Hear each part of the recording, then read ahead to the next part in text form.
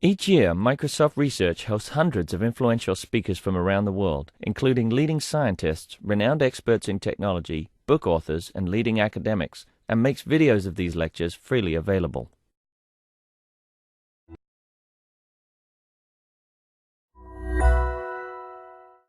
It's my pleasure today to welcome Saeed Amizadeh.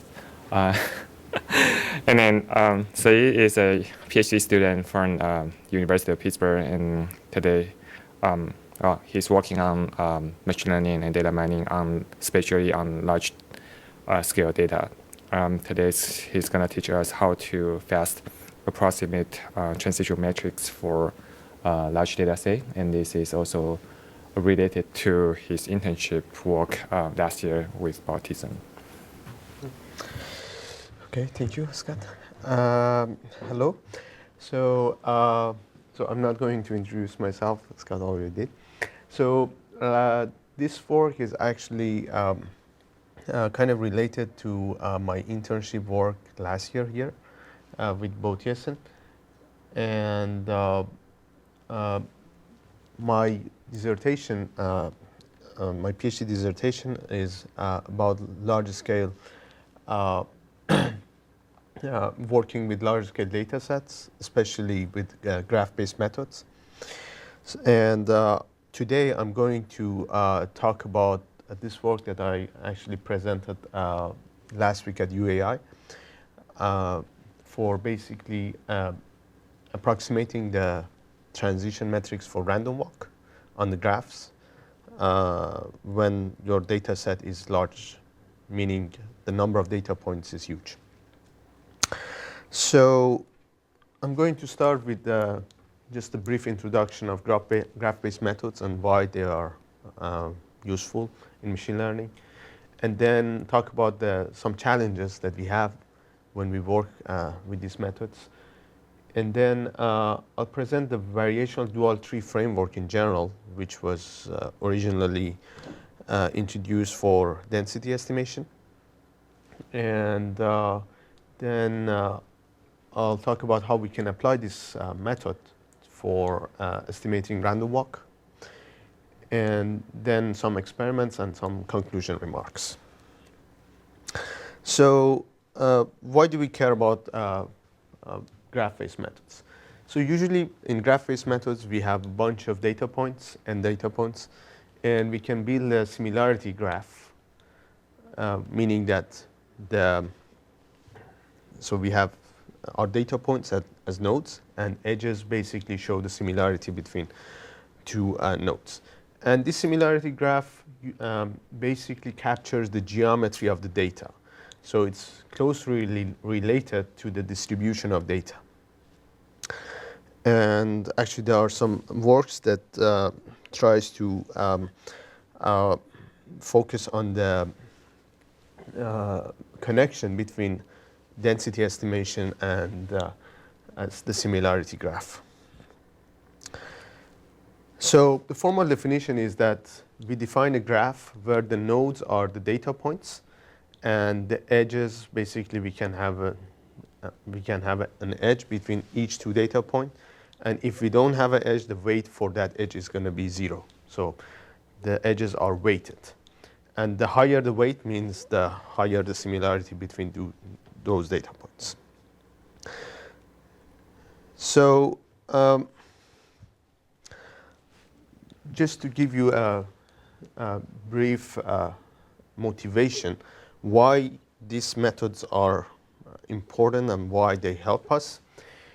The reason is usually when we have a space, when we have some data point in some space, we usually have a metric in that space.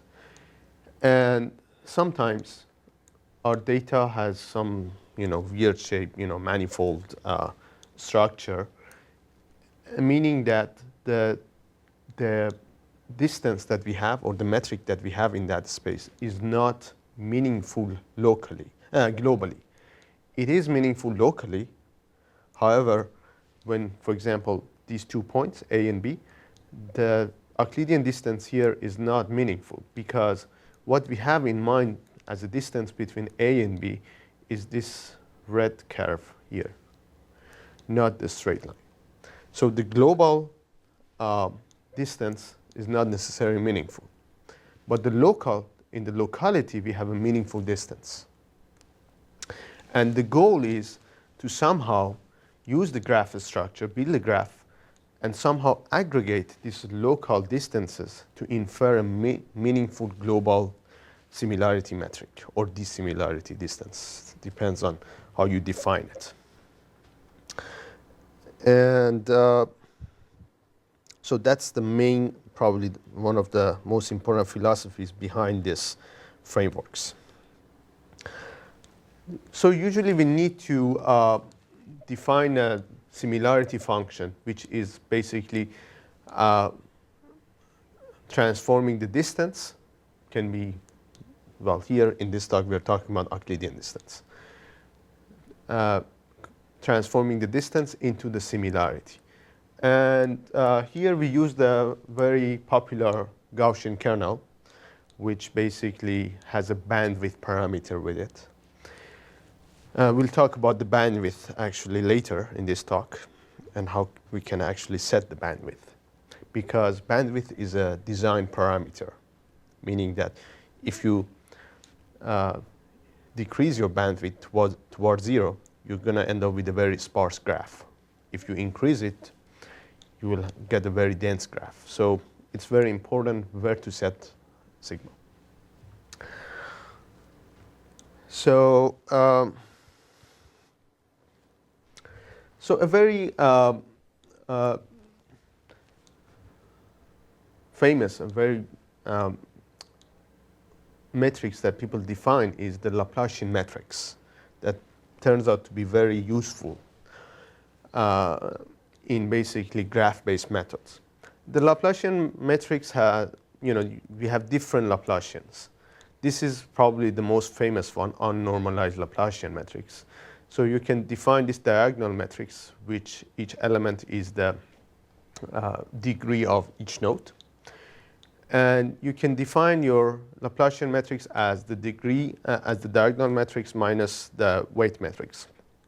Or we have the symmetric normalized Laplacian, which is a symmetric. Or we have the random walk Laplacian, which is basically the identity matrix minus the random walk transition matrix. This is, if you basically write it down, this term here is basically the transition matrix of the random walk. So why do we care about Laplacian matrix in general? Well, the reason is the eigenvectors of this matrix actually contains the cluster structure of the data. And basically the eigenvectors that are associated with smaller eigenvalues encode the coarser structure in the data. So because it encodes the geometry of the data, the eigenvectors of this matrix is very important. So we can use these eigenvectors and eigenvalues to embed our data points in a new space where the Euclidean distance is globally meaningful. And remember, we talked about the Euclidean distance or distance in the input space is not globally meaningful. No, we want to embed our data set in a new space such that the distance, no matter it's global or local, is meaningful. So one way to do it is this very general form of embedding in the space. So basically for each point xi, we can define zi as, these are the coordinates of the zi, the transformation for. And this uki is basically the ith element of the kth eigenvector. And phi is a decreasing function of the eigenvalues. So basically you can define different phi's. It's your design. And different phi's result in different global distance metric. For example, if you define phi as the exponential function, then you get the diffusion distance, which is the physical diffusion. Gives you the physical, has exactly the same meaning. If you define phi as 1 over lambda, you get the resistance distance in electrical networks. So with different choices of phi's, you can have different global similarity metrics. Yes, please. Don't you want to, so usually when people do, well, at least in Jordan Weiss paper, where they do spectral clustering, Yes. There's a crucial step after you take the eigenvectors that you should normalize each point so that each of the UJIs has unit norm, and then they do k-means clustering in that space. So Yes. do you want to do some kind of normalization here as well per I? Yes. So the thing is, these UIs, these eigenvectors, are assumed to be normalized already. So No, normalized. That's the each eigenvector. If you Yes. just sum across all the i's, yes, that norm is constant. I'm talking about The rows. for each I, summing Okay. across the eigenvectors. However many eigenvectors you take, you want to normalize that so that the resulting points, they do this so that the resulting points lie along k-dimensional sphere yes, for better k-means clustering. yes. So you can summarize that into your phi function. In fact, go ahead, sorry. So then the phi would depend on I, right? Because the normalized would be different for each I. Yes. Okay. Yes, phi doesn't need to be, the same thing for, as I said, this is just one form of transformation. This is based on the paper by Qahramani. But yeah, you can have different form of, actually the very, very early form of spectral clustering, the phi is a step function. So you have phi equal to 1 for the first k eigenvectors, and the rest are 0. But the phi can be, as the Weiss paper, it can be dependent on I to transform it. So the thing is, you have some sort of transformation here. But in order to make it an embedding, the most important thing is it should be decreasing function. In order to keep the, and by decreasing, I mean non-increasing, basically. Because you want the effect of the, so as you go from left to right, you are moving from the coarser structure to more finer structure. So you want to keep the coarser clusters better than finer. Okay, so what are the applications? So the applications, the very first application is dimensionality reduction. So if your data already is lying on some sort of manifold, you can basically take only a few eigenvectors to basically represent your data in the new space. So effectively, you decrease the dimension. Spectral clustering, you can find non-spherical clusters because the eigenvectors represent the structure. Semi-supervised learning, you can propagate the labels from your label points to unlabeled data, again, using for example, random walk kernel. Function approximation, for example, you have a reinforcement learning problem and each state is a node. You can try to basically approximate the value function of the reinforcement for your reinforcement learner on the graph, which is a basic function approximation. So there are many applications with the graph-based methods. So what are the challenges? Well, in this talk, we are going to actually focus on, larger scale data. So basically, our challenge is the larger scale data. So larger scale can mean large dimension. So what's the challenge with the dimension? Well, in this talk, I'm not going to focus on the dimension, but this is part of the larger scale problem, actually part of my thesis work. So the problem is curse of dimensionality. You can show that if you let your the bandwidth parameter change with your sample size, then the error between the eigenvectors of your sample and the eigenfunctions of the true population exponentially depends on dimension. And that's the curse of dimensionality. Basically, your error from the true eigenfunctions of the population is exponentially depends on dimension. And one way to solve this problem is using the independence structure. Either you are having having a data set, a problem where the features are independent, or features are divided into groups, or you can impose the independence with the cost that you can have some approximation error, but at least you can decrease the estimation error. So if we have this independence structure, or we impose it, then we can decompose our problem into subproblems, each of which has a reduced dimensionality. Basically a divide and conquer approach. The challenge that we are going to actually talk in this talk today is the large N, when the number of data points are huge. So the first challenge, large dimension, is more of a statistical challenge. This is more of a computational challenge.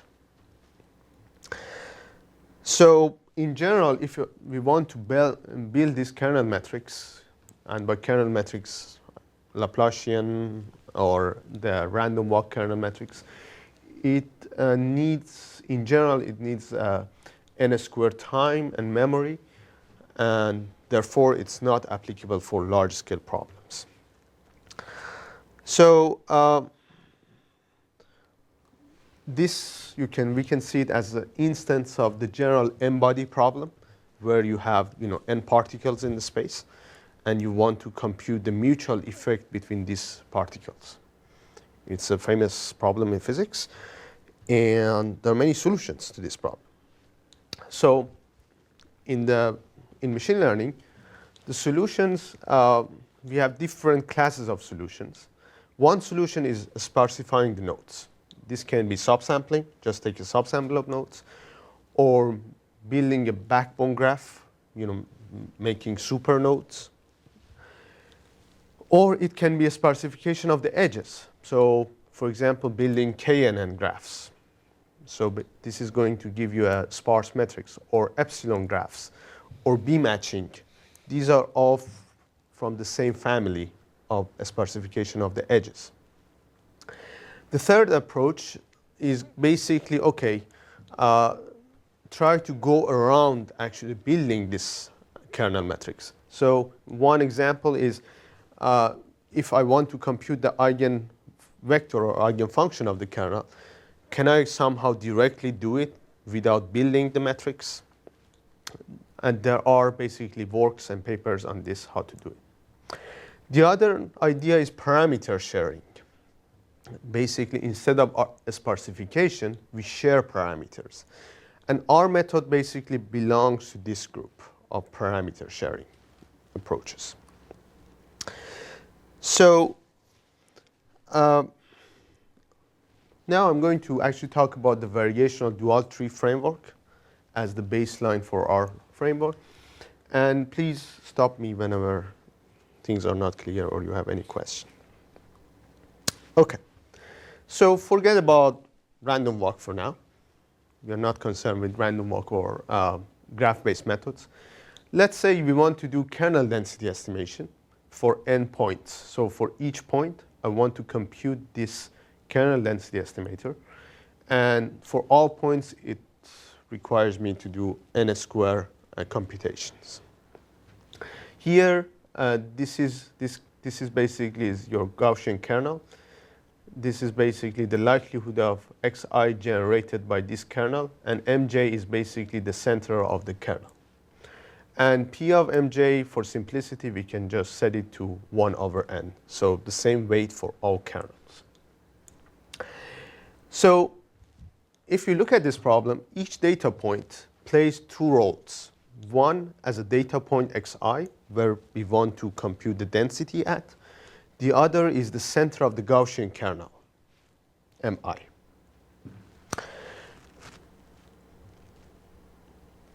Okay. So we can go ahead and compute that. But we can actually reformulate our problem into a variational problem. So I can basically define, and basically this is the logarithm of the likelihood. I can introduce the variational parameter and use the Jensen inequality and get this lower bound on my likelihood. And this is basically the KL divergence between my variational distribution and the true distribution. And this is the likelihood of one data point. I can sum over all data points here. And I can try to maximize this lower bound with the constraint that the sum of the QIs should be 1, the probability constraint. Then this is going to, if I solve this variational problem, this is going to be my solution for Qij. So here, if we look at this, these Qij's, so by Pi here, the true distribution, I mean the reverse of this one. So basically P of mj given xi. So Qij approximates the P of mj given xi. And P of mj given xi is the membership probability. So is the probability that xi is generated by the kernel mj. Membership probability of xi to kernel mj. So if we look at this solution here, so basically this is an exact solution. This is an exact solution because the KL divergence is going to be 0. So the question is, why do we bother to do this at all? I mean, you can, and the answer is, we'll see it later. So we want to compute, approximate this posterior P of mj given xi using Qij, the variational parameter. And if we compute this thing, approximate this thing, then we can compute the likelihood. Okay. And this has a benefit over this one because this one is a likelihood, this one is a probability distribution. So this one sums up to 1, this one doesn't. So this gives us a very easy, basically, method to use the variational approximation because we can have a constraint. We can easily set up our constraint. With this one, we cannot easily set up our constraints. So, okay, what's the basic idea? So the basic idea is, so if I want to compute the membership probability, so suppose these are my kernels, centers of, these are Gaussians, and this is my data point. So if I want to compute the P of mj given xi, I need to do it for every pair here. So the idea is parameter sharing. So the idea is just group this kernel together and just approximate the effect, this membership probability with one parameter. So here in this example, we reduce the number of parameters from 4 to 1. So you can see it's different. These are two different approaches toward reducing the number of parameters. One is the parameter sharing. The other one is sparsification. In a sparsification, you just zero out some of the edges. You say, OK, I don't look at this. Just assume that it's 0. So these are two different mentalities toward reducing the number of parameters. Our method belongs to the parameter sharing. while, for example, k nearest neighbor is in this group. Okay, so single tree parameter sharing, meaning that, okay, I have this data point, and I can build a hierarchy over my kernels. And this is a cluster hierarchy over kernels. So I can just, approximate the effect of all of my kernels with only one number. Or I can make it a little bit finer by going a level down, one level down, and just approximate it with two numbers, and so forth. And the hierarchy, we assume all the hierarchies are binary trees here. But in general, it can be any hierarchy. It doesn't need to be binary necessarily. So if we do this, well, this is a huge saving. Then suppose I have n data points. So basically, I need to repeat this process for all of the data points. This is just for one data point. The next idea basically kicks in, which says, okay, why don't we do the same thing on the data points as well, build the same hierarchy. And let's say we want to approximate the effect of all kernels over all data points with one number. Of course, this is a very coarse, rough approximation. But you can, go further down and again refine it. But the general idea is to use two trees. So that's where the dual tree methods kicks in. One for the data and the other one for kernel. And of course, here in the density estimation, the kernels and the data points are the same set. So this is going to be the same tree. So we don't actually need to build two trees. We have only one tree referring to itself, pointing to itself. Okay. Then, if this is the matrix that I compute the P of mj given xi, the membership matrix, then I can basically say, okay, this is my data kernel, this is my data tree, this is my kernel tree. Then I can say, okay, I have this subtree and this subtree. These are two subtrees. So I want to estimate the effect of this subtree over this subtree with only one number. So I can block them together and just represent the effect with only one parameter, one variational parameter, QAB. And so then this is going to be a blocked matrix of that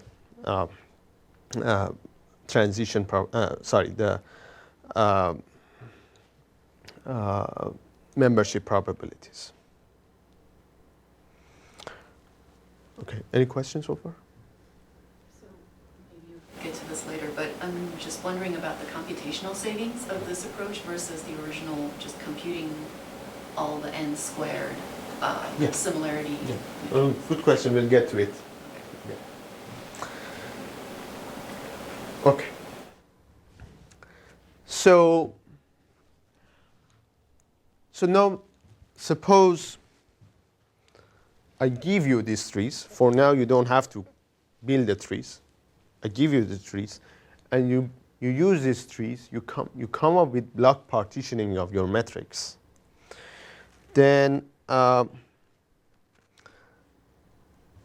basically, you can reformulate the variational problem that we had before using the blocks. So this is the block partition version of the variational optimization function that we were talking about. So before, every element was a block. There was no approximation. There was no blocking. Now, we have blocks, meaning that the parameters inside each block, so each block corresponds to one parameter. So we can basically, just with some simple math, we can just reorganize our optimization function. And this is going to be our lower bound log likelihood for the variational parameter for the variational optimization, and we're going to get back to this thing when we talked about random walk with the interpretation. So we can actually solve this problem, try to maximize this lower bound, with the constraint that the sum of each row should be 1. Why is that the constraint? Because we are approximating P of mj given xi, and this sum over all j's should be 1. This is the membership probability. So we can easily, with some simple math, we can translate the constraint in terms of blocks. Yeah, given the tree, I'm just wondering how you determine which subtree forms a block. Do you have some adaptive? We'll get to that point. Yeah, I didn't talk about how to build a tree and how to do the block partitioning yet. Yeah, but we'll get. We just assume that we have them now. What we want to do, if we want to find the Q values, we want to fill the matrix. So this problem can be solved as the previous paper by Bo. This problem has a closed form solution, and the closed form solution can be found in order of the number of blocks, and the number of blocks is the number of parameters in your. And this is a closed form solution, meaning that it's not an iterative algorithm. So it just makes a 2 pass of the tree, and you have your solution. Okay. Now, building a hierarchy, the first step. We assume we have the hierarchy, but this is not the case in reality. So there are many methods that we can use for building the hierarchy. The first one is the bottom-up agglomerative clustering, which takes order of n squared. We can use KD trees, we can use cover trees, we can use ball trees, we can use anchor trees. So for obvious reasons, we want to avoid the first one because it's order of n squared. This is kind of antithesis to our motivation. So, but except for this one, the rest of them you can use any of them. But we'll talk about it later in this talk, that, well, this is a very crucial step in the whole framework. And all of these methods, although they have, this very neat orders, when you look at them, it's linear. But what is this C? I mean, they are very controversial. I mean, it really depends on the structure of your data. This can be as high as n squared. In theory, shouldn't it be adaptive to the dimension of the data for cover trees? The cover trees. The C is usually somehow measured. Yes, it grows exponentially with a local dimension. Yes, it's true to the power of your intrinsic dimensionality. But given that your intrinsic dimensionality is low, if it is not, then you're in trouble. Or with the KD trees, depends on dimension. Anchor trees have their own problem. But here in this, paper that I represent, I use anchor trees. This is the framework that actually we used last summer in my internship in anchor trees. But you can replace it with any tree that you want. So to just give a very quick a demonstration of anchor tree. So you have n data points. You build a square root of n anchors. And I don't get into the details. But you can think about each anchor as a cluster. Then you merge this them into in an agglomerative way, because it's n square root of them. So the merging is going to take you linear, O of n. A square root of n times a square root of n. Then basically you recursively repeat the process for each anchor. So the construction time in the original paper, they said it's n log n. But we did some analysis, and in the worst case, it can be large, but it's still it's less than n square. And the worst case, by worst case I mean there is no structure in the data. All the data points are equidistant from each other in the space. So so the interesting dimensionality is the same as original dimensionality. So there is no structure.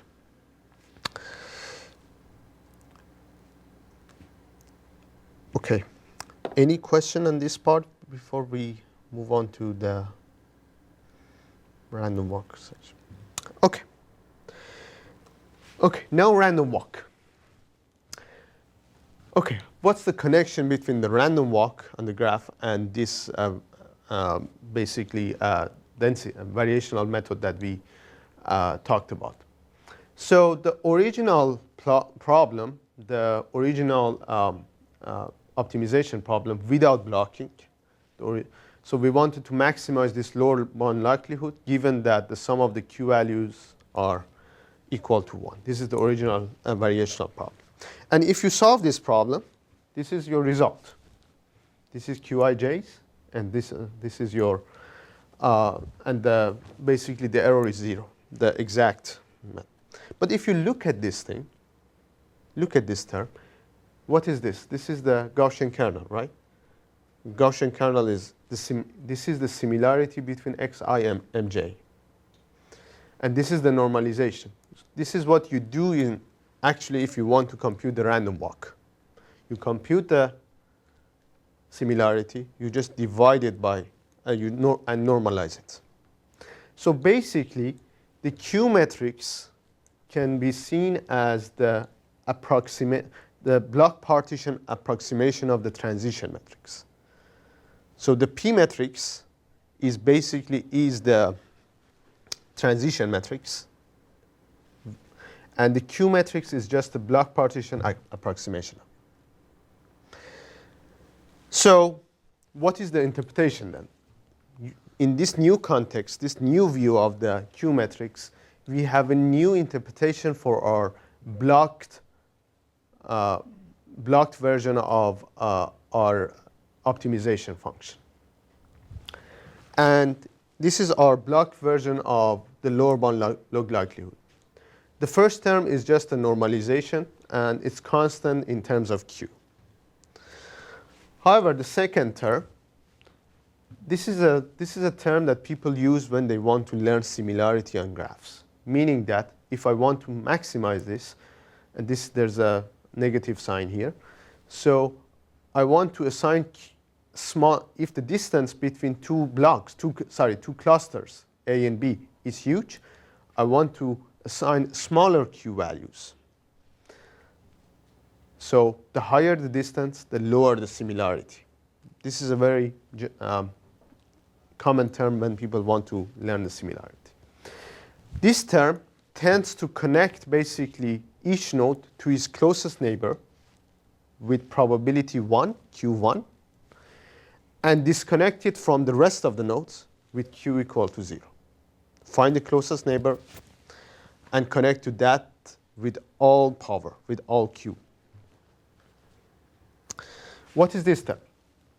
This term, if we look at it, this is actually the sum of the entropies of the outgoing probabilities from all nodes. This is just the Shannon entropy of the distribution.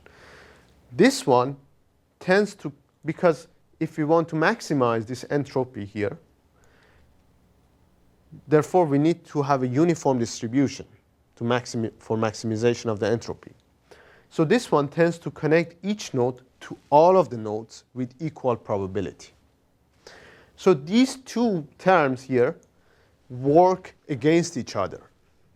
So you can look at this term, the entropy term, as a regularization term. Because if we don't use this term, then we're going to end up with a disconnected graph. Every node is just connected to its closest neighbor. And this coefficient here basically adjusts the trade-off between these two terms. And if you look at this term, this is actually the bandwidth. And this basically, as a sanity check, basically the higher the lower the bandwidth, you can see that your graph will be sparser because this term becomes stronger. And the higher the sigma, this term becomes stronger, so your graph will be denser. So this random walk view gives us this new interpretation of the objective function. That's what it does exactly. Okay, any question? Sorry. So qualitatively, how does your lower bound compare in approximation quality to KNN with an added small uniform connection to all nodes? Because it sounds like this is what you're Yes. doing. So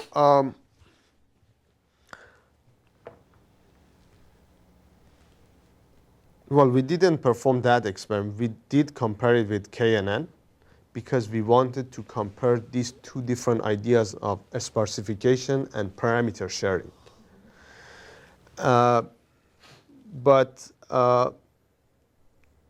So what you are saying is basically instead of using a sparse matrix, use epsilon instead of 0 in KNN.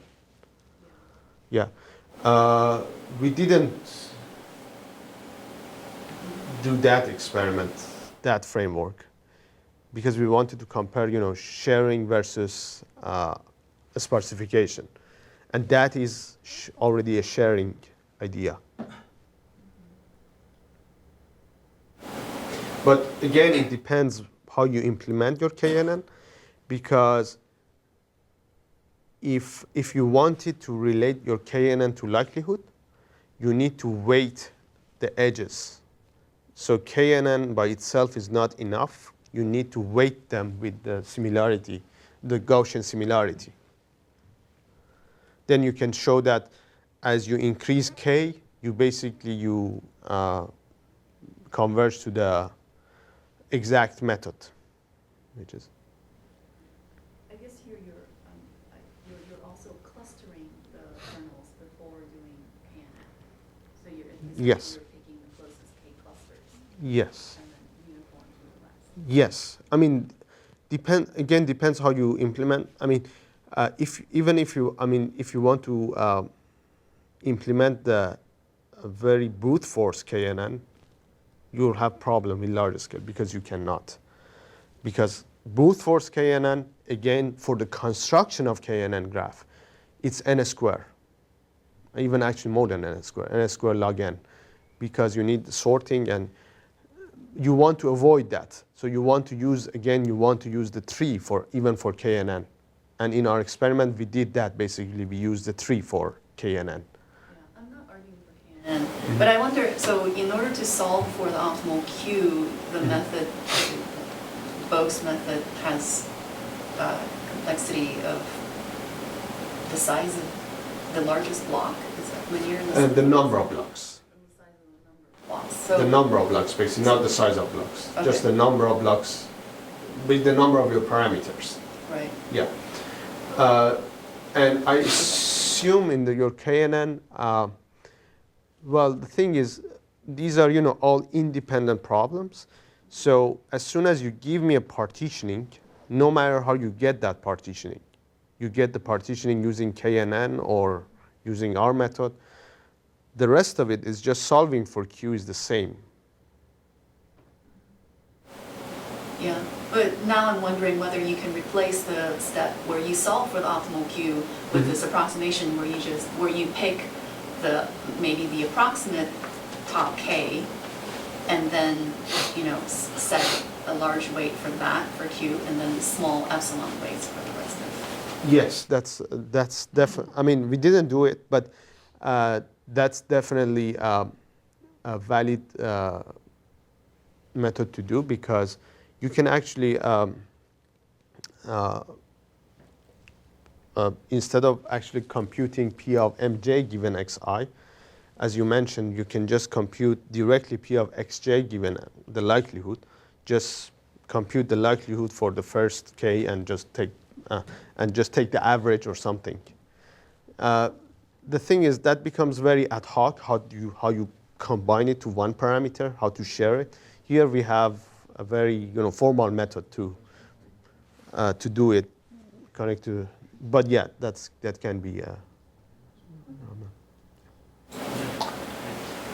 Okay. So this parameter here, this bandwidth, basically adjusts the trade-off between these two terms. Now the question is how to adjust this sigma. There are many methods. I mean, in literature, there are many heuristics how to do it. And we are not claiming that our method is the best way to do it. But at least it has some good interpretation, what it means actually. So as we said before, the bandwidth basically adjusts the decay rate of your similarity as a function of distance. And so if we look at our, again, this is, as I said, we use this formula and this objective over and over in the slides. So this is our objective. This is the block version of our lower bound or objective. This is, if you look at this term, this is a quasi-concave function of bandwidth. This term is constant in terms of bandwidth, but these two terms is a quasi-concave function of bandwidth. Okay, so maybe, oh, that's my bad. Sorry, I should have put it in the slides. So concave function, you have one maximum there, but in quasi-concave, you still have one maximum, but it's not, the second derivative can be positive. You just mean the negative consequence. Yes. Okay. Yes. Exactly. So this means that in terms of the bandwidth, our objective function have one maximum. And we can find that maximum in closed form. If we solve this thing for sigma, this is our solution. And if we look at this solution, this also has a nice interpretation. If we look at this term here, this is just, so if you take out the dimension out from this, without this dimension, if you take the dimension out, this is basically the average expected distance that the random walker traversed after one time step. So this one is basically the denominator is just the expected distance that the random walker, the sum of the expected distances. And when you normalize it by n, it's just the average expected distance that you traverse. And before you ask me this question, I'm going to answer it right now, that, well, here, how come? I mean, because intuitively, as we decrease sigma, as we decrease bandwidth, our likelihood should go up. So there is no limit on it, right? As we go towards 0, our likelihood goes to infinity. Becomes larger and larger. But the catch here is that our objective function is not the log likelihood itself. It's the lower bound on the log likelihood. And this lower bound gives us this nice interpretation of a very straightforward method to find the sigma. And question? Are we good with this? Okay. You can use the same kind of idea, but not necessarily the same, but in the same line. You can say, okay, in the exact method, no blocking, nothing, just the exact method. I can always, use the Jensen inequality, and this is going to be a lower bound on my likelihood using Jensen. Then I can always try to maximize this lower bound in terms of bandwidth, and I get this basically uh, optimal solution for sigma, because this is again a quasi-concave. But this is not a special case of our block partition version. And the reason is that basically this is not a tight bound anyway, but R bound, as you increase the number of parameters, as you refine it, you get closer and closer to the actual likelihood. But this one is just a heuristic. But we use this heuristic in our experiment to set the sigma for the exact method. OK. Fast multiplication. So in many applications, if Q is my transition matrix, I need to compute the multiplication of Q by an arbitrary vector Y. And this, in general, this is a n-square operation of matrix times a vector. We want to do this, of course, efficiently. So we have developed this simple algorithm on R3 that basically you can feed all the elements of Y to their corresponding leaves in the tree. And as a first step, there's a collect up step that you basically sum up all your children, and you just keep this statistic at each node, which is basically the sum of the children. So this step basically takes linear order, O of n. Then using this statistic, we can have a distribute down step where you compute along each path from the root to the leaves. You compute this sum. And you can basically use dynamic programming to save the summation at each time step. And you can easily show that this is basically order of the number of blocks in your tree. So the whole process takes the O of number of blocks, because the number of blocks, as we see later, is always greater or equal than n.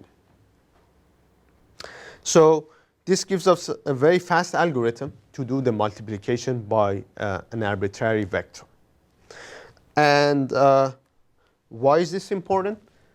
Because in many applications, like label propagation, in label propagation, if this is your initial labels for some label data, the propagation in the limit, you have this vector of labels for the whole graph. So this involves the inversion of this matrix. But if you don't want to do the inversion, you can approximate it with a finite number of iterations using this process here. And in this process, you need to do the multiplication of Q by a vector over time. Or another application is the eigen decomposition of Q. You want to find the eigen vectors of Q, which we know Y by now. And if we use power method or Arnold iteration, we need to compute this multiplication iteratively, these multiplications by a vector. So this gives us a very fast multiplication algorithm for these methods. Now to your question, computational complexity. So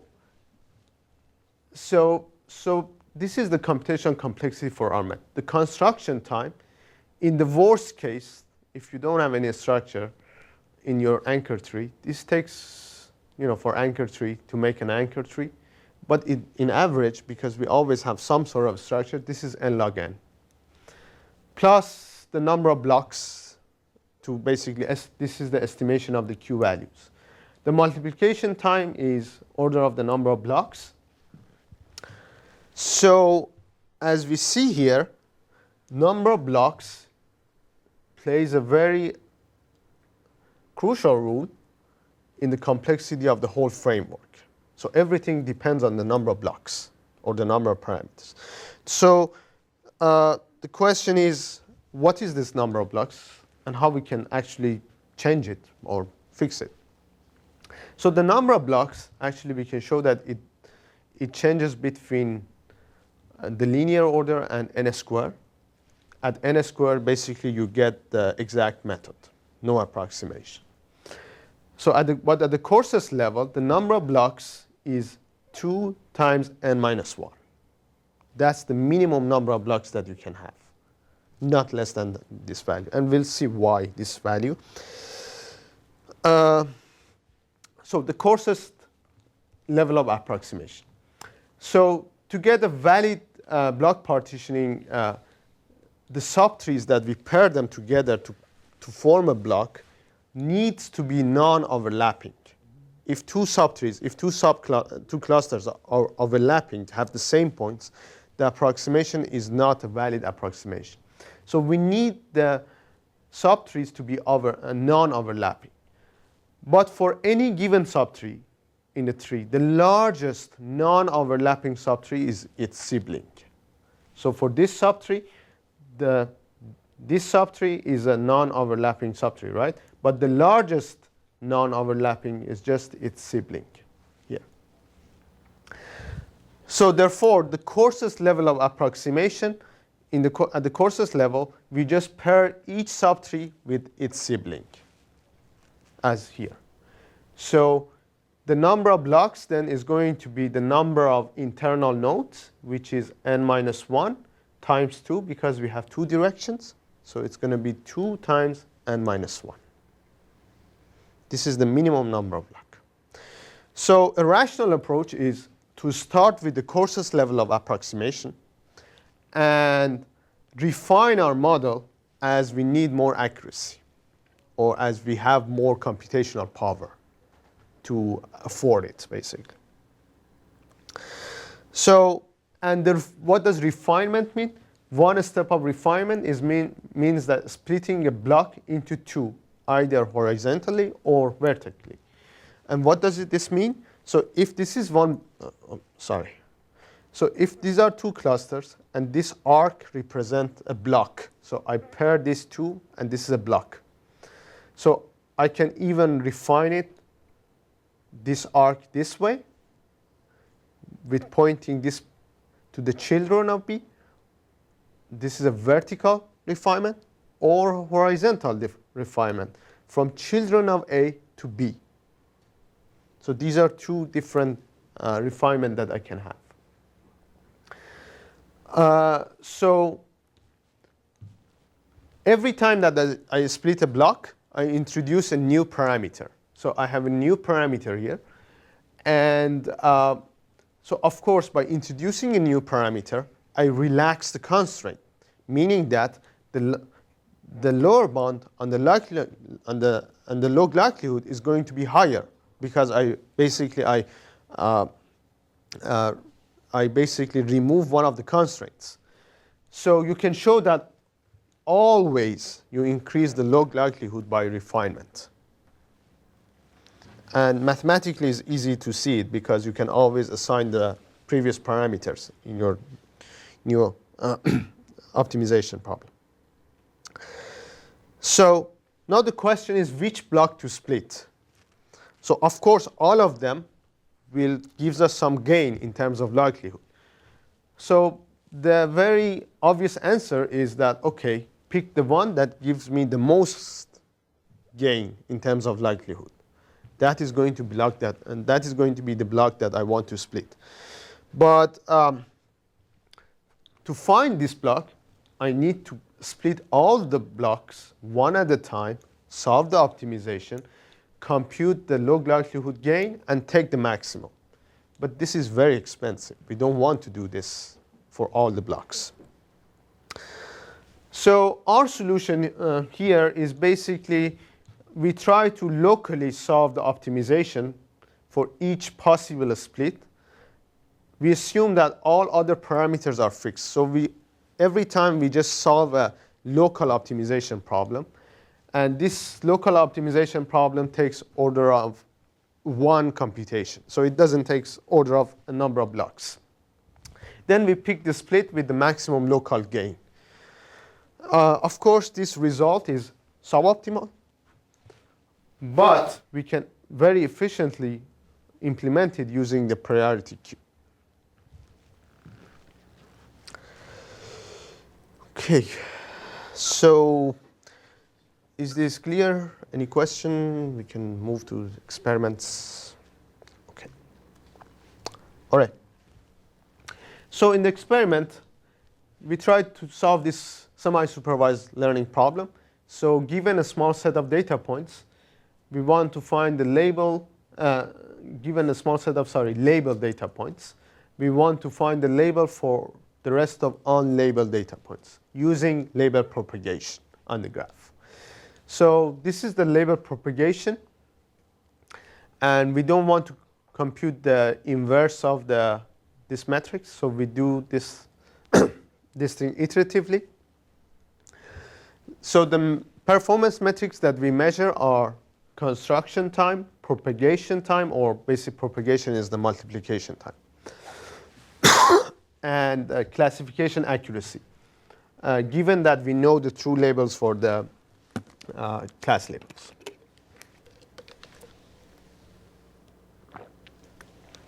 Excuse me. Okay, and the baselines. The very first baseline is the exact method. Basically, we compute the similarity between each pair. Then we normalize the similarity to find the transition matrix, transition probability. The other is the fast k nearest neighbor. So as I mentioned before, we don't want to use the straight k nearest neighbor because the construction time for the exact k nearest neighbor is large. So we want to use, again, the trees to find the k nearest neighbors. So we use the same anchor tree for k nearest neighbor. So for the first comparison, we use the same cluster hierarchy that we use for both approaches. So for both of them, it's anchor tree.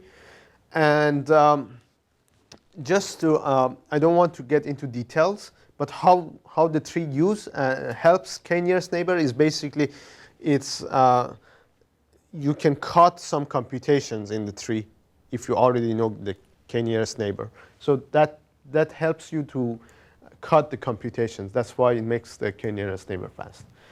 And these are the theoretical orders on the paper for these three methods: the exact, FastKNN, and R framework, which variational dual tree framework. And this is the construction time, memory that it uses, and the multiplication time. So, okay. In the first experiment, we want to basically, the goal is to compute the construction time, measure the construction time as the size of the problem is increasing. And the size of the problem is basically the number of data points. And then the other goal is basically to measure the accuracy, see how much we lose in terms of accuracy if we do the approximation. And the data set that we use is SEC-STR. It's a standard benchmark in semi-supervised learning. And the dimensions is 315. The number of data points, we increase it. That's why I didn't mention it here, because it's going to change. And there are two classes. 10% of the data points are labeled for each problem size. And we try to find the labels for the rest of 90%. So the bandwidth for each method is computed separately using the techniques that we talked already. And the approximation level for our framework is going to be at the coarsest level, where the number of blocks is 2 times n minus 1. And for the KNN, for the k nearest neighbor, we define the approximation level as the number of, as k. So k2 is the roughest approximation level with fast KNN approach. So we use k equals to 2. And these are the results. So the time and the size are in log scale here. And these are the three methods. And this is the classification accuracy. So as we see, we didn't actually lose that. So the red is basically the exact method. We didn't lose that much in terms of accuracy. However, we gain order of magnitudes in terms of construction compared to two other methods. And in terms of multiplication, we are much better than, of course, the exact method and comparable to the KNN, because as soon as you build a KNN, you have a sparse matrix, and the multiplication can be very fast for KNN. The question is how to, but still how to build the KNN, and that can be slow, as we showed it here. Okay, so how much time? Okay, second experiment, we want to study the effect of refinement in the model. So the goal is to compute the accuracy as the model is being refined, and of course measure the refinement time, how much time we need to refine each model. Again, the data set is a benchmark data set, digit 1, which has 1,500 data points and 241 dimensions. So we have two results here. One time when we have 10 label data points, and the other time when we had 100 label data points. These are the standard in the data set. And again, the bandwidth we computed using the method that we explained before. As I just mentioned it, the refinement for the k nearest neighbor is defined as increasing k, because as you increase k and assume that each edge in the KNN is weighted with the Gaussian similarity, then you can show that as k becomes n, approaches n, your method basically converges to the exact method. Basically, this makes KNN consistent approximator of the exact method. So, and if you look at here, because we want to here we compute the effect of refinement, so we want to make sure that for both methods the number of parameters is the same. So we want to make sure that the number of blocks in our framework is equal to k times n at each time step. If we do this, then the number of parameters in both, because the KNN method has k times n parameters. So for fair comparison, we want to have the same number of parameters for both methods. So this is the results. This is the construction time again here. And this is a log scale. I don't know why I think I cropped the figure, so the numbers are not here. But this is order of magnitude, of course, faster. And this is the refinement time, our method compared to KNN. And this is the result of refinement. So this axis here is the number of parameters here. So as we increase the number of parameters, here we show that our method gets better compared to KNN. This is when the sample, when the label sample, the size of the label data is 10. This is when the size of the label data is 100. But for the 100, as we see here, KNN basically beats our method and also the exact method.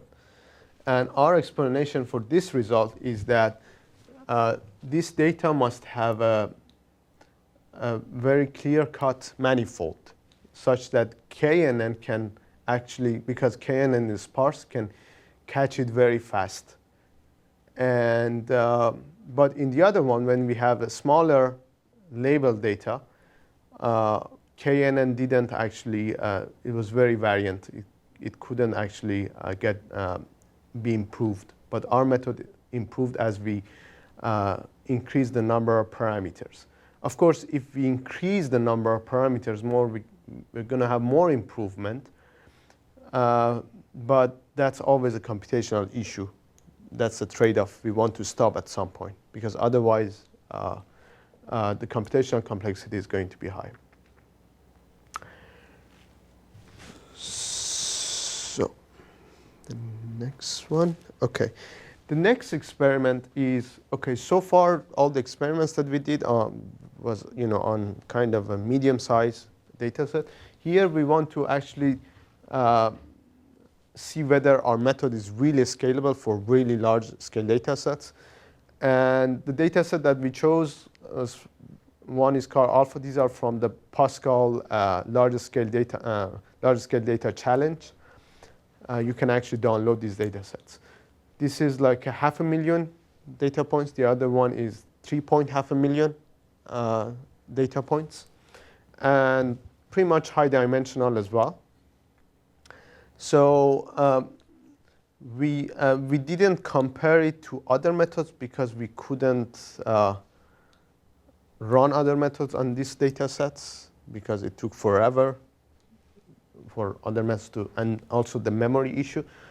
But we did the experiment for our method at the coarsest level. And I believe this is the result. So so here is just we want to show the computational complexity. It takes like, for the first data set, 4.5 hours to build the model and 11 minutes for propagation, for multiplication, basically. For the other data set, it takes almost 2 days to build a graph on 3.5 million data points, which translates into 7 million parameters, and about 93.3 minutes to do the propagation. So these are all on the serial computer. Of course, we can make it even faster if we parallelize the whole framework. And this is possible because the underlying data structure that we use is all based on trees. So we can always decompose these trees on different machines and do the computations in parallel and make it even faster. But these are the results on the serial computer. And I think that was it. If there's no question from experiments, I can move quickly to conclusions. Okay. So as we showed, I mean, in average, the construction time can be as low as n log n using our framework instead of n squared. And n log n is basically for the building the tree. If you have the tree, it's going to be linear, actually. The multiplication can be as low as the linear because the number of blocks can be as low as the linear time. So you can have a very fast multiplication. And multiplication is very useful for label propagation and eigen decomposition. Memory usage can be, again, as low as the linear order because the number of blocks can be as low as the linear order. And the framework provides us a straightforward method to find the optimal bandwidth with a nice interpretation. And also, the whole framework is a multi-level approximation framework, meaning that we can have the approximation at different levels. And we can refine our model on demand, basically how much accuracy we need. And also, I mean, from the other point of view, you can have a maximum CPU resource. You said, okay, this is my maximum CPU resource, gives me the best refinement. So this is the maximum number of blocks that I can afford. Give me the best refinement for the metrics. And we developed this technique to find the best, actually suboptimal blocks to partition. And as I said before, the framework is not dependent on the choice of tree that we use for cluster hierarchy. Therefore, we can easily substitute this tree with some trees that have some theoretical guarantees. We couldn't find any work on, for some theoretical guarantees for anchor trees. But for example, if you use cover trees have some theoretical guarantees. However, as I said, all of these three methods, they give you a bond and they give you a order with some constant in it. And that constant can kill you in practice because that constant depends on the dimension, on the and many factors on basically on the geometry of the data. So in theory, yes, you can improve the order if you, for example, replace the anchor tree with cover tree. Or basically you can have some theoretical guarantees. But in order to assure that theoretical guarantee, your computational complexity, that constant that shows up in the computational complexity can kill you. And yes. And I think that was it. Thank you. If any question. So you mentioned about the possibility of doing this computation in parallel, right? Yes. So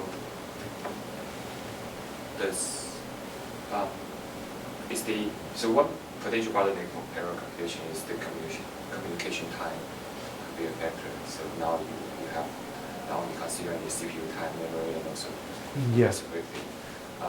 So I'm not sure in the case here the communication time is actually trivial, that you don't have to worry about that. That'll be a new bottleneck for making the whole thing fast distributional application.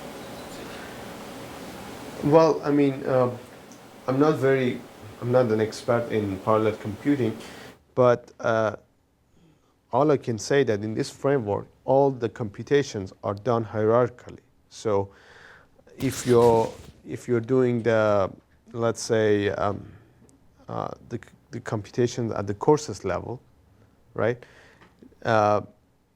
So the left subtree is going to be independent of the right subtree. And so you can, and then again, this recursively goes down. And, but yet there is some, overhead for communication. But if you can keep the communication inside its subtree in a recursive fashion, then probably you can, I don't know, decrease the communication time to the order of n, basically, with some constant, of course. Because the number, so it's going to be the number of internal nodes is the number of pairs, siblings. And the number of internal nodes is basically n, is n minus 1 something. So, of course, there is some constant out, and that probably depends on. Yeah, shouldn't be. Okay. Okay. All right, thanks. Thank you.